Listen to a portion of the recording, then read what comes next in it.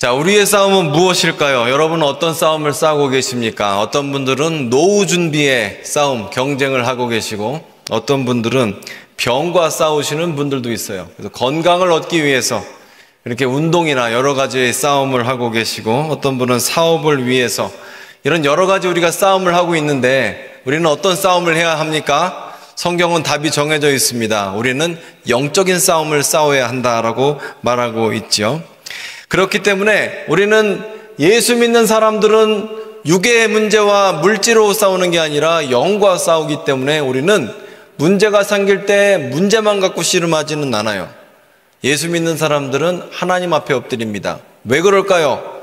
문제를 붙잡고 사람을 갖고 싸우는 게 아니라 하나님 앞에 엎드리는 이유는 우리는 영적 싸움을 싸우는 존재이기 때문에 그래요. 우리는 물질만 보는 것이 아니라 눈앞에 있는 이 3차원의 세계만 보는 것이 아니라 4차원의 세계의 영적 세계를 동시에 보고 있는 사람들이기 때문에, 그래서 우리는 눈앞에 있는 것으로만 씨름하지 않고 하나님 앞에 엎드리는 이유가 이 모든 것은 하나님의 계획과 섭리 가운데 우리 삶에 이루어진다는 것을 우리가 확신하고 믿기 때문입니다.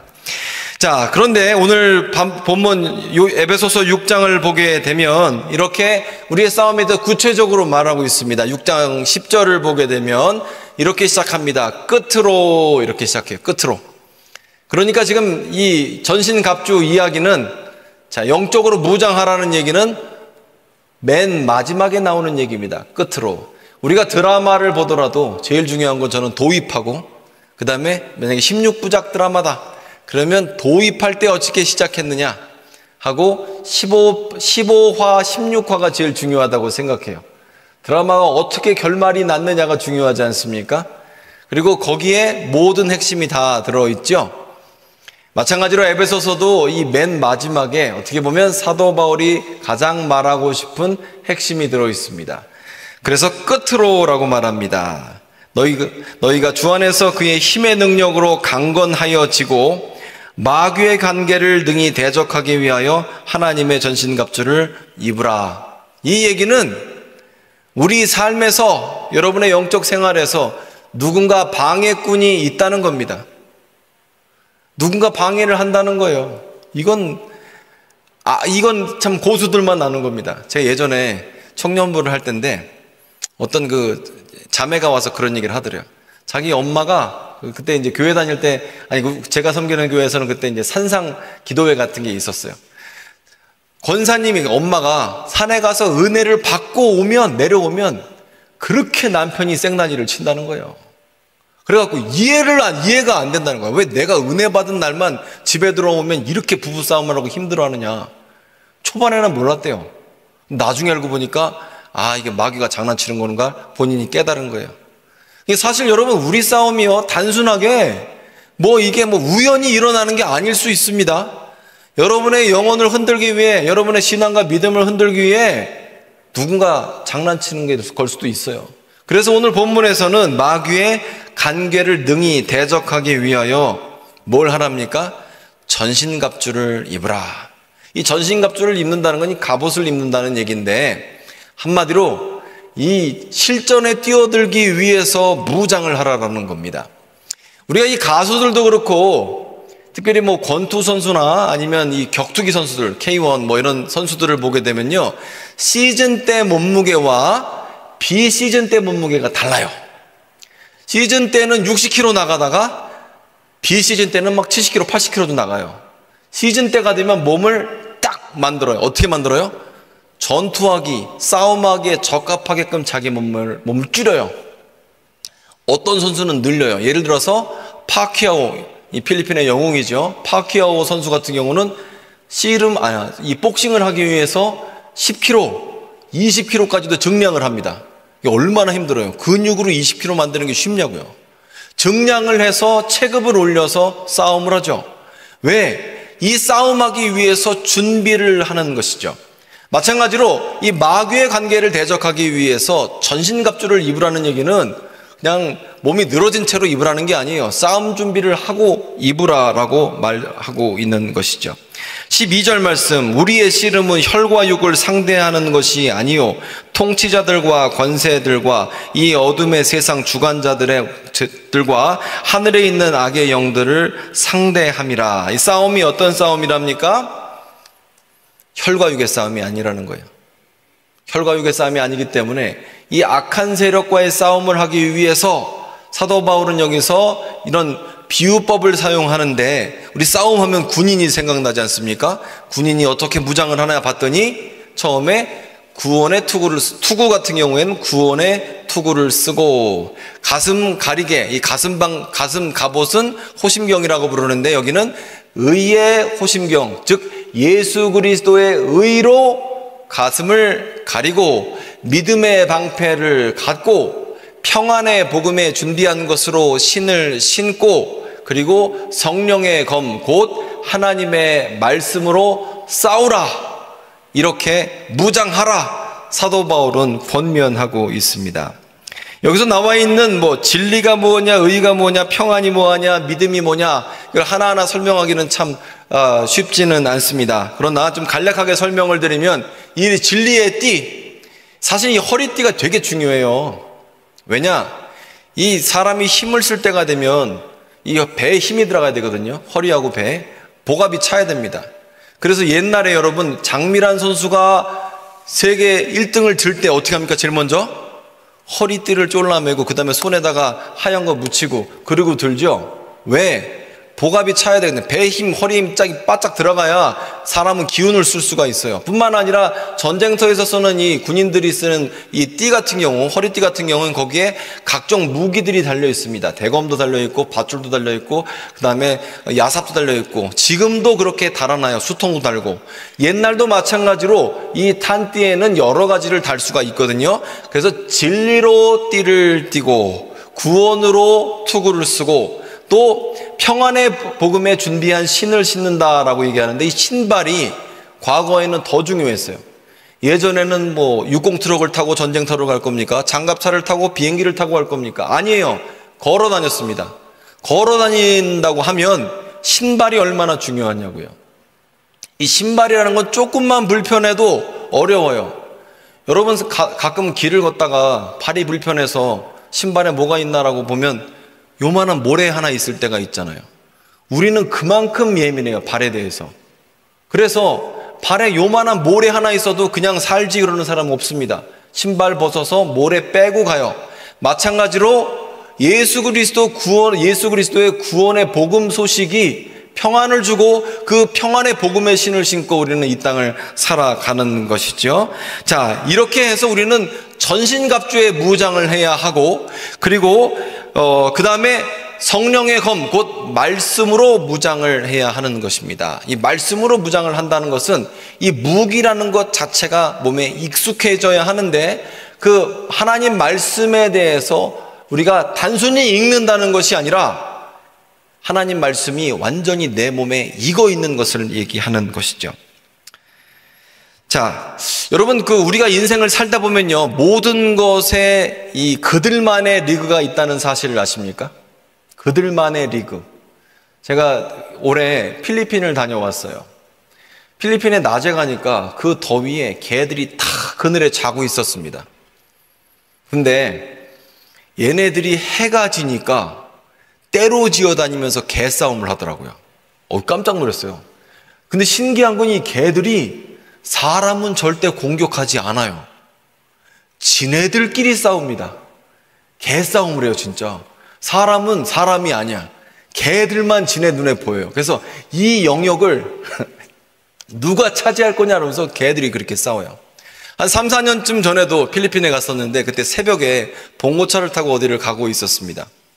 근데 그때도 이 고속도로 같은 큰 도로였는데 개들이 수십 마리가 때로 나와서 이렇게 나온 거예요. 깜짝 놀랐어요. 큰 개 2마리에서 엉켜갖고 싸우는데, 사람도 그렇고 동물도 그렇고 이 싸움하다 보면 주변이 보이지가 않잖아요. 그래서 뛰쳐나왔는데 승합차가 개들을 피하지를 못했어요. 깜짝 놀랐어요. 그래서 개가 치웠다니까요. 우리나라 같은 경우는 만약에 여러분 운전하시다 개가 뛰어나왔어요. 그거 치면 어떻게 해요? 차 멈추고 그 다음에 개가 어디 다쳤는지 보고 그 다음에 필요하면 수의사한테도 대다 주고 이런 일을 하지 않겠습니까? 그래서 제가 너무 궁금한 거예요. 필리핀 사람들은 개를 차로 치면 어떻게 하는가? 여러분도 궁금하시죠? 개 이만한 게 몇 개떼가 나왔는데 쿵소리를 제가 들었으니까 나 맨 앞자리에 앉았다니까. 그래서 쿵소리 났는데 운전수가 필리핀 사람이었는데 옵스 그러더니 그냥 가더라고. 그래서 와, 개들도 대한민국에선 사람 대접받는데 필리핀에서는 진짜 개 취급을 받더라고. 자, 근데 그들만의 리그가 다 있어요. 그리고 남자들은 남자들만의 기싸움을 하는 리그가 따로 있습니다. 이 남자들 세계는 여자들을 안 끼워줘요. 그래서 남자들만의 묘한 기운이 있어요. 여자들도 마찬가지입니다. 여자들도 자기네들끼리 기싸움해요. 여긴 남자 안 끼워줍니다. 제 친구가 한 20년 전에 이 7급 공무원으로 이 남양주 세무서에 들어갔습니다. 근데 그때 들어가갖고 이제 얘는 몇 년 차가 된 거예요. 근데 9급으로 여직원이 새로 이제 왔습니다. 어리죠. 근데 도무지 얘가 몇 달이 됐는데 그 여직원이 9급 여직원이 전화를 안 받아요. 그래 어떻게 해요? 이제 화가 나니까 너 전화 좀 받아야 될 거 아니야. 가서 한마디를 했습니다. 그러니까 이 9급 공무원 여직원이 새로운 신입이 막 우는 겁니다. 그러면서 막 울면서 처량하게 누구누구 조사관님이 자기한테 이렇게 했다는 식으로 그런 거예요. 그래서 계장님이랑 높은 사람이 뛰어와서 달래주고 자기는 이렇게 뭐 이렇게 핀잔을 먹고 그랬다는 겁니다. 근데 이 친구가 나중에 며칠 뒤에 놀라운 광경을 목격했대요. 남자들이 작업인가 뭔가 있어서 남자들이 다 빠지고 그 이제 사무실에 여자들만 남게 됐어요. 전화가 왔습니다. 전화를 9급 여직원이 안 받아요. 여전히. 그러니까 왕언니가 딱 나와서 너 전화 받아. 네! 그리고 전화를 받더라는 거예요. 그냥부터. 그래서 언니들 군기가 더 무섭다. 남자들 군기만 무서운 게 아니라 이 여자들 군기, 언니들 군기 무섭다. 막 이런 얘기를 저한테 해주더라고요. 자, 어쨌건 여러분이 인정하시든 인정하시지 않든 남자들은 남자들만의 그들만의 리그가 있고 그들이 싸우는 방식이 있고 여자들은 여자들만의 방식이 있고 그들만의 싸우는 방식이 있죠. 뿐만 아니라 여러분 제가 유학생이었어요. 과거에. 유학생들도 그들만의 리그가 있습니다. 저는 유학생 시절에 어느 정도 시간이 지나니까 미국 애들하고 대화가 되기 시작했어요. 근데 너무 부러운 거예요. 누가 부럽냐? 고등학교 때 유학원 애들이 너무 부러운 거예요. 왜냐? 나는 아무리 대화를 해도 미국 애들하고 농담을 못 하거든. 고등학교 때 유학간 애들은 농담을 하는 거예요. 와, 그래서 제가 고등학교 때 유학원 애들 보고 야, 너 참 부럽다. 그랬더니 얘네들 하는 말이 아니라고. 자기네들은 중학교 때 유학원 애들이 너무 부럽다는 거예요. 걔네들은 미국 문화에 더 익숙하니까. 근데 중학교에 유학원 애들이 하는 말이 뭐냐 그러면 자기네들은 초등학교 때 유학원 애들이 부럽다는 거예요. 아니 우리가 보기에는 영어 못하는 사람 보기에는 다 영어 잘하는 것 같은데 아니래요. 초등학교 때 온 애들이 영어를 더 잘한대요. 그런데 또 알고 보니까 어떤 애들은 미국에 태어난 애들이 부럽다는 거예요. 왜냐? 더 영어를 잘한다는 거예요. 이게 끝이 없어요. 끝이 없어요. 근데 미국에 태어나도 하는 말이 자기네들은 백인 가정에서 태어나는 애들이 부럽대요. 왜 부럽냐 물어보니까 우리나라랑 똑같아요. 만약에 여기서 뭐 파키스탄 노동자 가정에서 아이가 태어났어요. 얘는 한국에서 태어나서 초등학교, 중학교, 고등학교, 유치원까지 다 나왔어.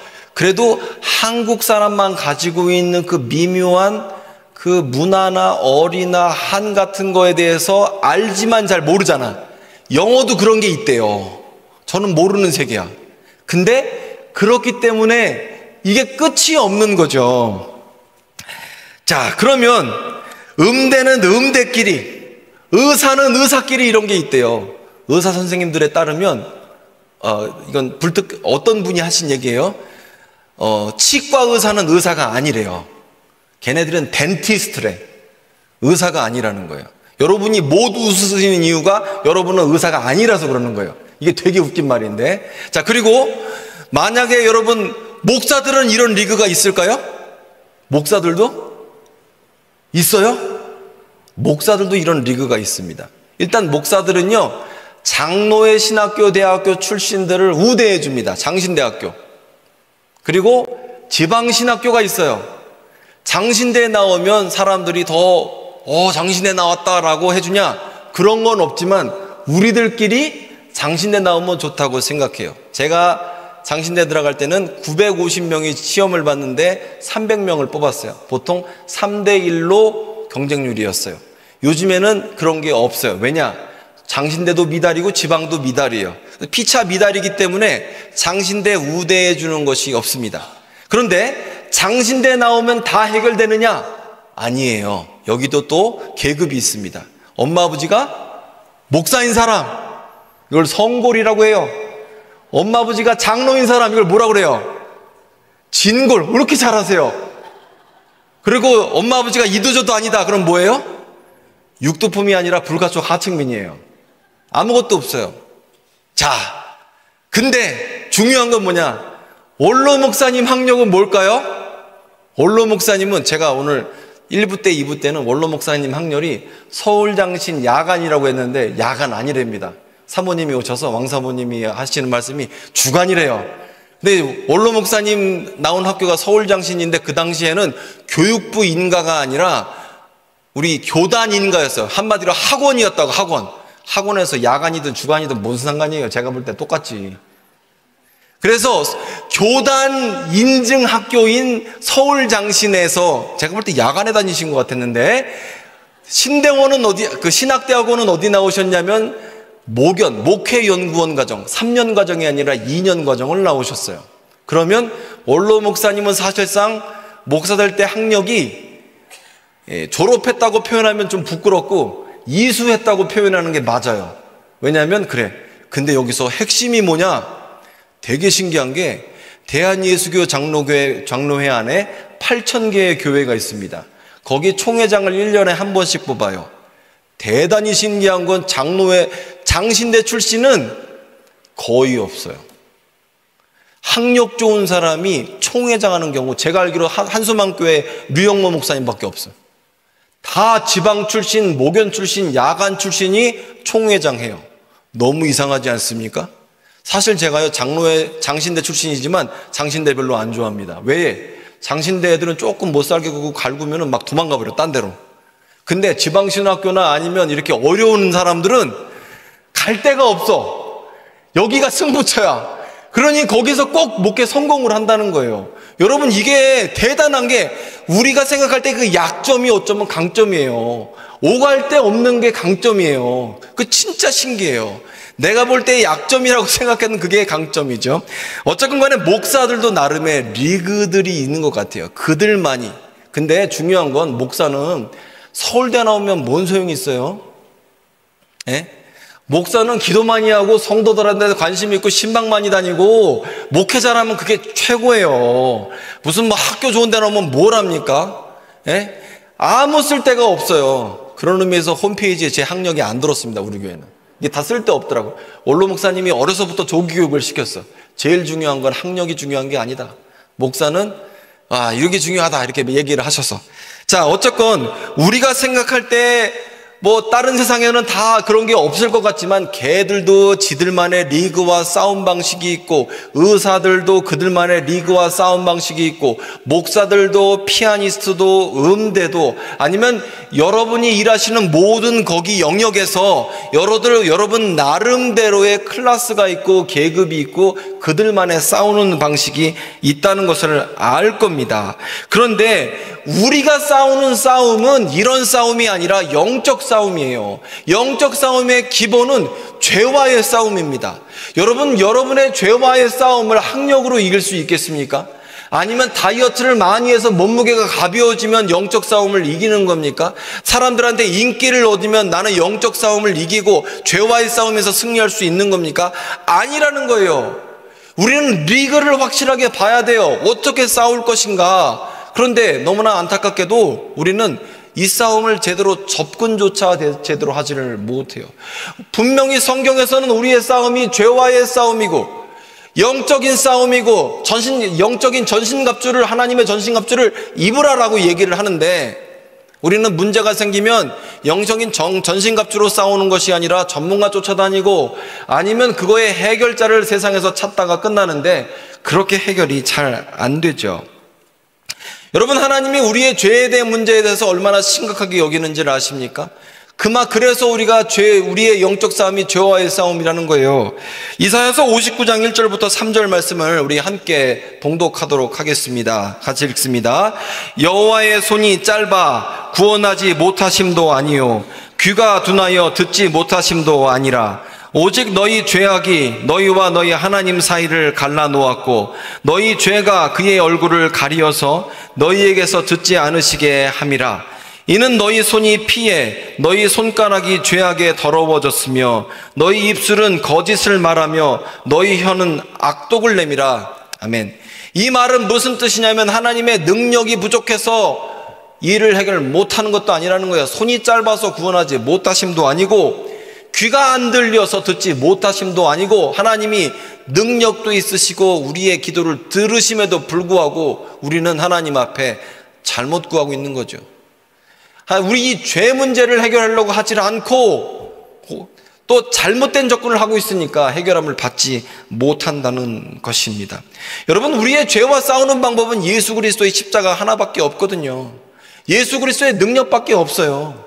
죄와 싸우는데 뭘로 싸우시겠어요? 여러분, 죄와 싸우는데 뭘로 싸우시겠냐고. 덮으려면 덮어져요? 안 덮어질걸요? 결국에 우리는 하나님의 심판대 앞에서 우리의 죄에 대해서 드러나게 될 때 우리의 해결책은 예수 그리스도 하나밖에 없는 것이죠. 그리고 사실 재산이든 인맥이든 건강이든 모든 걸 우리가 중요하게 생각하지만 정말 중요한 것은 우리의 영적인 생명이 살아있느냐 죽었느냐, 그리고 그 영적인 생명의 건강이 더 중요한 것입니다. 그렇기 때문에 사도 바울은 자기의 삶에 대해서 이렇게 얘기를 해요. 내가 빌립보서 3장 4절부터 9절입니다. 그러나 나도 육체를 신뢰할 만하며, 즉 나도 육체로 볼 때 자랑할 게 많다는 사람인 거예요. 나도 배울 만큼 배웠어. 나도 높은 신분이야. 이 얘기를 하는 겁니다. 만일 누구든지 다른 이가 육체를 신뢰할 만한 것이 있는 줄로 생각하면 나는 더욱 그러하다.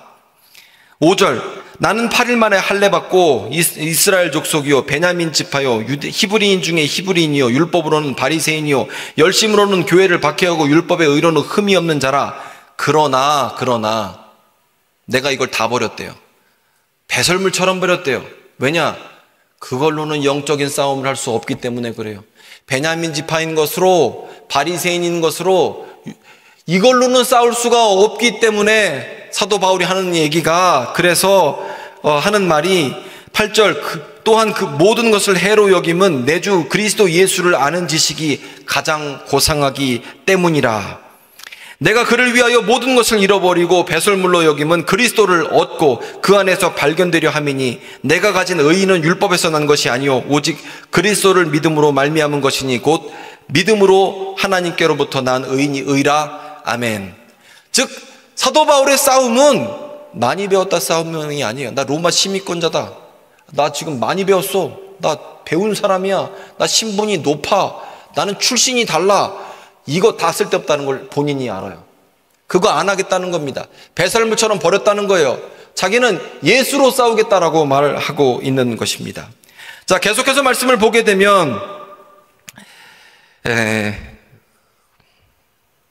17절 말씀입니다. 구원의 투구와 성령의 검 곧 하나님의 말씀을 가지라 라고 얘기하고 있는데, 여기서 하나님의 말씀, 성령의 검 곧 하나님의 말씀이다. 즉 여기서 지금 나열된 모든 무기들은 다 방어 무기죠. 유일한 공격 무기는 성령의 검 곧 하나님의 말씀밖에 없습니다. 즉 이 무기라는 것 자체가 여러분 손에 익어야 되는 줄 아는 건 손에 익어야 되거든요. 제가 아까 격투기, 그다음에 복싱에 대해서 얘기를 했는데, 이 복싱이나 격투기를 보게 되면 시합을 나갈 때 그냥 나가는 게 아니에요. 시합 나갈 때 보니까 저도 한참 동안 이거 연구를 그 동영상을 보니까 그런 해설하시는 분들이 그런 얘기를 하더라고요. 몸만 만드는 게 아니라 상대방의 공격 패턴을 읽을 줄 알아야 돼요. 즉 이 사람은 뒤로 빠질 때는 발차기를 한다든지 아니면 어퍼컷이 나온다든지 아니면 후근이 나온다든지 여러 가지 그 사람의 공격 패턴과 수비 패턴을 보고 거기에 역대응해서 전략을 짠다는 거예요. 그만큼이나 수련을 해서 시합에 나간다는 거예요. 마찬가지로 성령의 검 칼을 가진다는 것은 군대 갔다 오신 분들 아실 거예요. 자기 총 있으면 내가 총 쏠 때 이게 상탄이 나는지 하탄이 나는지 왼쪽으로 가는지 오른쪽으로 가는지 경향이 있거든요. 그거 0점 조정하고 나서 우리 총을 만져요. 마찬가지로 하나님의 말씀에 대해서 대충 요한복음이다 이게 아니라, 나 맨날 하나님 말씀 받다가 아니라 이 하나님 말씀에 대해서 이게 무슨 뜻인지를 정확하게 아는 것을 얘기합니다. 예수께서 40일 금식을 하신 후에 마귀로부터 시험을 받으세요. 그런데 여러 가지 시험을 하실 때 두 번째, 세 번째 그 마귀의 시험은 뭐였냐면 기록되었으되의 시험이었어요. 마귀는 이렇게 합니다. 기록되었으되 너 떨어져라, 뛰어내려라. 기록되었으되 이렇게 해라 그래요. 그러자 예수님은 어떻게 말씀하세요? 너 성경 똑바로 하는 게 아니야. 그 말씀은 이런 배경에서 있는 거야. 이게 하나님의 뜻이야 라고 예수님은 반박을 하시죠. 마찬가지로 때로는요, 이단이나 마귀는요, 하나님의 말씀으로 우리를 공격해요. 근데 우리가 하나님의 말씀에 대해서 칼을 든 것처럼 아니면 내 총을 든 것처럼 내 손에 익숙하지 않으면 사용할 수가 없어요. 여러분 학창시절에 영어시험 보신 적 있죠? 영어시험 볼 때 보면 어떤 경우, 이런 경우 있지 않습니까? 이 단어 내가 알아. 근데 정확하게는 모르겠어. 어떻게 해요, 그럼? 정확하게 모르겠어. 그럼 틀리는 거예요. 정확하게 알아야 되거든. 제가 이제 제 아내 같은 경우에는 7살에 이민을 갔으니까 이제 영어 공부를 안 했어요. 그냥 자연스럽게 배웠지. 근데 저 같은 경우는 늦게 갔잖아요. 영어 공부를 하든 뭘 하든지 간에 제대로 모르면 틀려요. 예를 들어서 go라는 단어가 있어. 간다라는 단어가 있으면 간다라는 단어 뒤에 on이 붙는지 in이 붙는지 out이 붙는지 off가 붙는지 by가 붙는지 with가 붙는지 그 전치사에 따라서 그 단어의 뜻이 달라요. 나는 go라는 단어도 익숙하고 with라는 단어도 익숙한데 그게 합쳐질 때 무슨 뜻인지 제대로 모르면 영어라는 것 특성이 뭐냐면 들리지도 않고 말할 수도 없어요. 내가 내 입에 익숙하게 될 만큼 똑바로 알지 않으면 못해요. 근데 아마 여러분의 전문 영역에서 여러분 사업체든 아니면 여러분 직장이든 해서 제가 말하는 것처럼 똑바로 제대로 명확하게 데피니션 잡고 있지 않으면 아마 여러분들 일을 제대로 하실 수가 없을 거예요. 마찬가지로 하나님 말씀에 대해서 우리 대할 때 나 하나님 말씀 하루에 2시간씩 읽어, 하루에 5분씩 읽어, 두 장씩 읽어 라는 것도 중요하지만 하나님 말씀에 대해서 내가 무기를 잡고 있는 것처럼 성령의 검을 갖고 있는 것처럼 말씀의 검을 잡으려면 이것이 내 손에 익어야 돼요. 뭐였더라? 이걸로는 이길 수가 없어요. 영어 말할 때도 마찬가지예요. 뭐였더라 하면 대화가 되지 않아요. 그만큼 내 입에 붙어야 되거든. 그만큼 훈련해야 되는 겁니다. 여러분, 우리가 하나님 앞에 부르심을 받을 때 물론 우리는 하나님의 백성이 하나님의 자녀예요. 그런데 자녀임을 넘어 주님께서는 우리가 그리스도의 군사가 되기를 원하세요. 군사가 된다는 것은 나에게 주어진 여러 가지 무기들에 익숙한 사람이고 그것으로 공격하는 사람입니다. 만약에 여기서 하나님의 말씀에 대해서 공격 무기가 없게 되면 방어하면서 뒤로 갈 수밖에 없어요. 그런데 여러분도 잘 아실 겁니다. 최고의 방어는 공격입니다. 돌파점을 찾아갖고 공격하는 게 최대의 방어점이에요. 그러면 상대방은 못 쳐들어오거든요. 그리고 여러분 인간관계 하실 때도 어떤 사람은 되게 까탈스러워요. 그러면 그 사람 잘 안 건드리거든요. 마귀도 똑같아요. 여러분을 건드렸는데 여러분이 말씀으로 무장이 돼서 그리고 준비가 되어 있다면 여러분을 왜 건드립니까? 못 건드리지. 그만큼 우리는 영적으로 무장이 되어야 하는 것입니다. 말씀을 마무리하겠습니다. 여러분, 우리가 이 땅을 살아가면서 어떤 싸움을 싸우냐면 어떤 사람은 건강과 싸워요. 어떤 사람은요, 뭐와 싸우는 줄 알아요? 재산과 싸우고 노후 준비로 싸우고 자녀들과 싸우고 이런 걸로 싸워요. 그런데 그리스도인으로서 정말 싸워야 되는 싸움은 영적인 싸움이에요. 이 싸움을 제대로 하지 못하면 어쩌면 내 앞에 있는 사람만 미워하는 경우도 많아요. 제가 존경하는 목사님이 자기 시행착오를 저한테 얘기해 주신 적이 있어요. 그분이 그런 얘기 하시더라고요.